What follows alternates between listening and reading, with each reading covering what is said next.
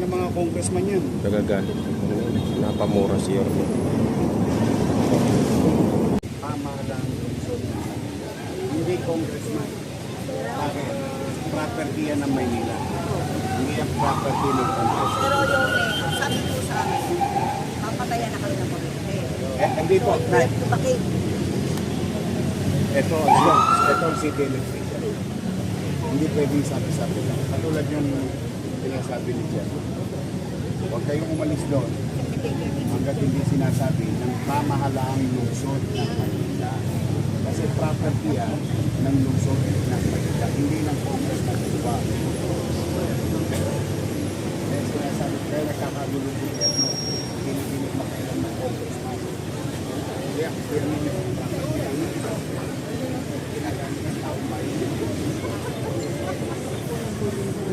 I know. Maginahawa na nagagamit ng tao yan dati pa eh.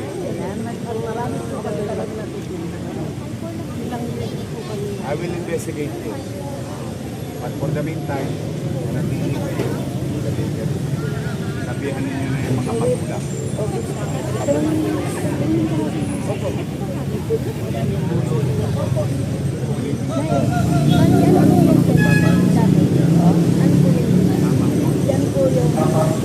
Ganun lang po. Wala nang iba.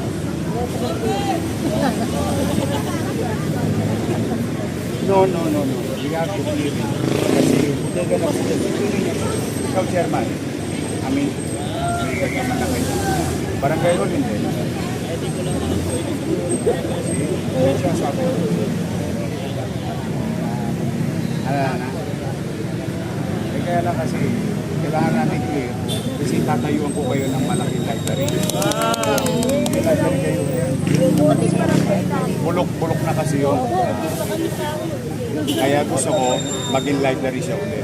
Pero mas malaking library. Okay?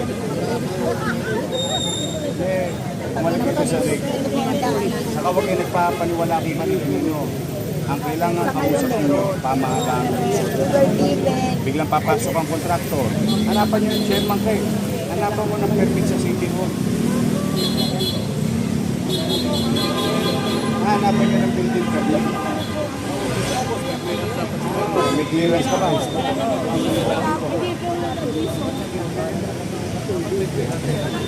Unang-una, pwede namin silang kasuhan ng theft. Bakit? Yung building dyan, taman, property ng Maynila yun.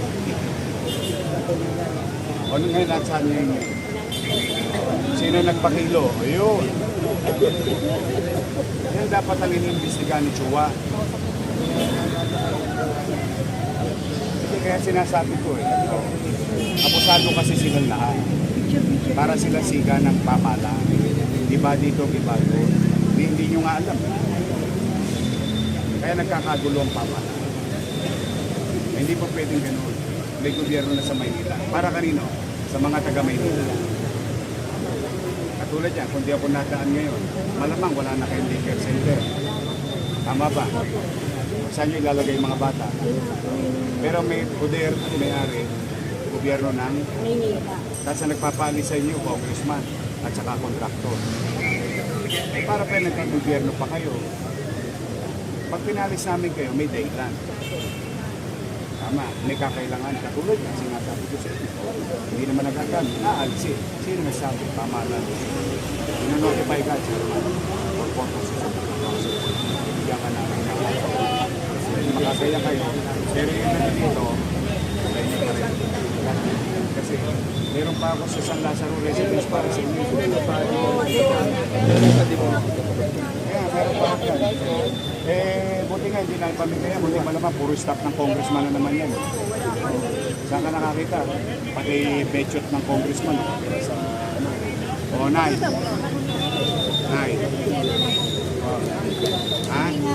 Hindi siya pwede magkakaopisina dyan kasi property ng Maynila yan.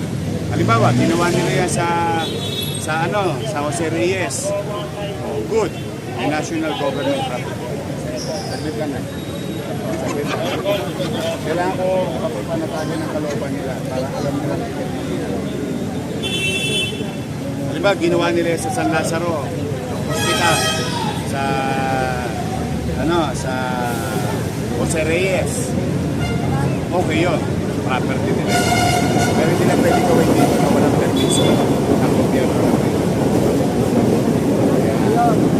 May gobyerno na ngayon.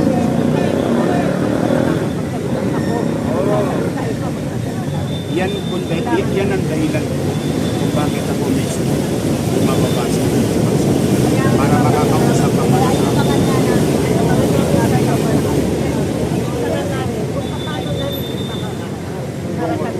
Solve na problema mo. Okay? Manatila na kayo. Tama na. Nandiyan dyan. Tumutulong. Ngayon, tapos palalayasin pa kayo ng wala man lang. Yung hindi ayuda eh. It's more on, saan kami? Ano?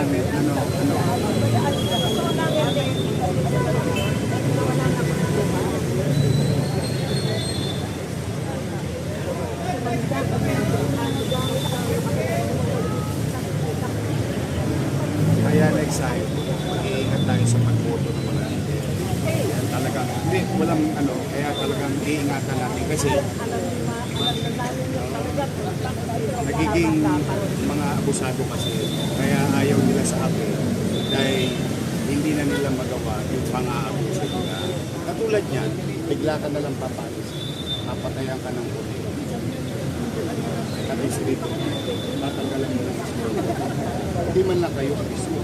Hindi man lang kayo sa hindi yung sinasabi. Ako, straightforward. Pag hihingin ko sila. Discard na kayo. Magkayak na tayo sa ibang lugar. Sasabihin. Kasi wala namang sasamahan tao ng loob kung nasasabi nyo sa kanila.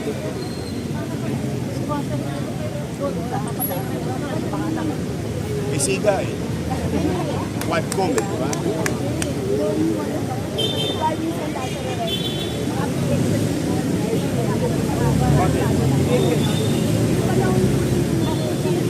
Kasi ang balak nila dyan, pamigil sa mga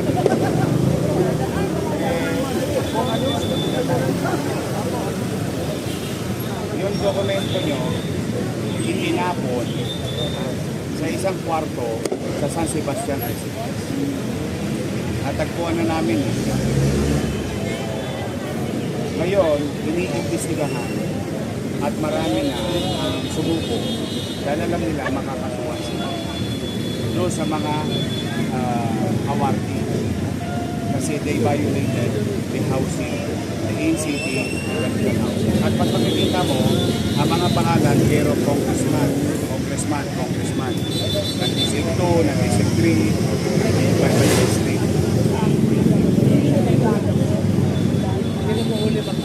Yan po ay para sa pamilya na walang tahanan at may nangungupahan. Yun ang purpose. Maaaring stop nila, okay naman. Pero kung qualify, that's another story. Hindi po, kung yung application nyo nandoon na, iraraffle po yun. Ang raffle po, naalala nyo yung ginawa ko dati, nilagay ko sa Tampiolo. Kasi hahayaan ko na ang Diyos na usin kung kanina ba. Naka-live, naka-raffle, di ba? Nasa Tampiolo. Yun yung proseso. Basta I will do my best. In fact, para makita ninyo ang katotohanan ng pamahalang ito, magtatayo pa ako ng isang tower sa Pinondominium. Kasi yung isang squatter naman doon, o sila naman ang gusto kong ilipat. Naghahanap, pera lang ang problema ko, pangarap marami ako. Para sa buong pangarap. Para nakatira ka sa Sa Jokson. Wala pa naman nagpapaalis sa inyo. Wala naman nagpapaalis sa inyo. Pero halimbawa, naging awardee kayo, anong gagawin nyo sa squatter ng bahay? Patay, o di squatter pa rin. Yun ang maling mindset. Kung maayos naman po, okay lang po kung alis kami kasi magaganda ng pinansin sa kayo. Tinuturukan pala ako ng puwet sa web, sana ng injection sa web sa San Lazaro. Kaya nandiyan na kayo. Kasi edad nyo dyan yung, ano, yung fire department.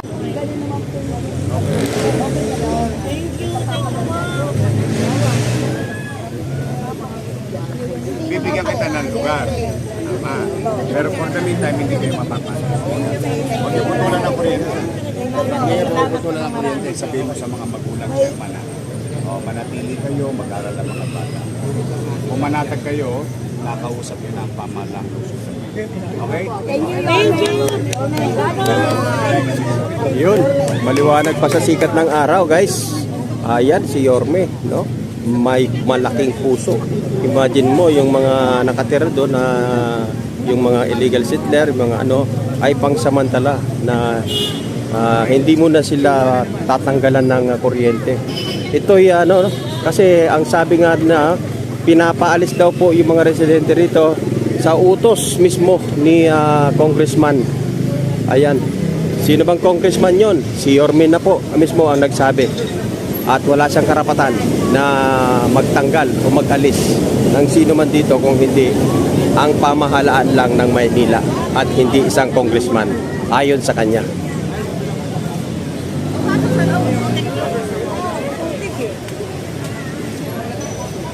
Pasok tayo. Yun ang trabaho natin eh. Pasok tayo. Pasok tayo. Oo, kahit maputik yan. Trabaho natin yan. 3 meters distance. Unahin muna natin si Yorme. Luggage lang, luggage. 3 Yorme. meters distance. Ayun, maputik.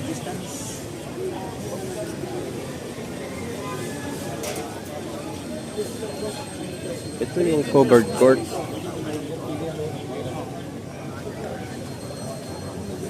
Ang lalaking equipment.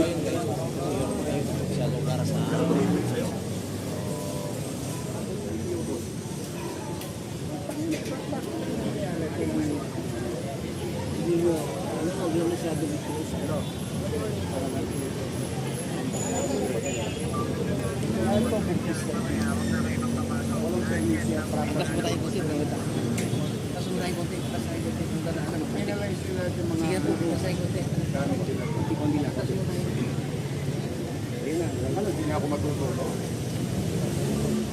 Wala na talaga ng gobyerno, kanya-kanya na. Tangin ng mga congressman yan. Nagagalit. Napamura si Yorme.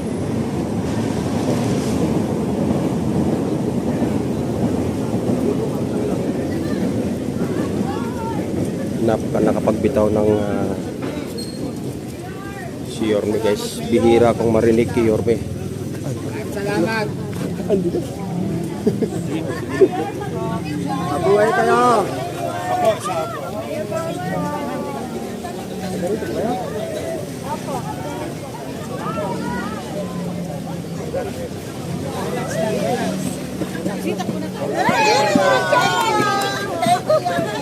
So, ito guys ay sa ano naman ni Congressman, no?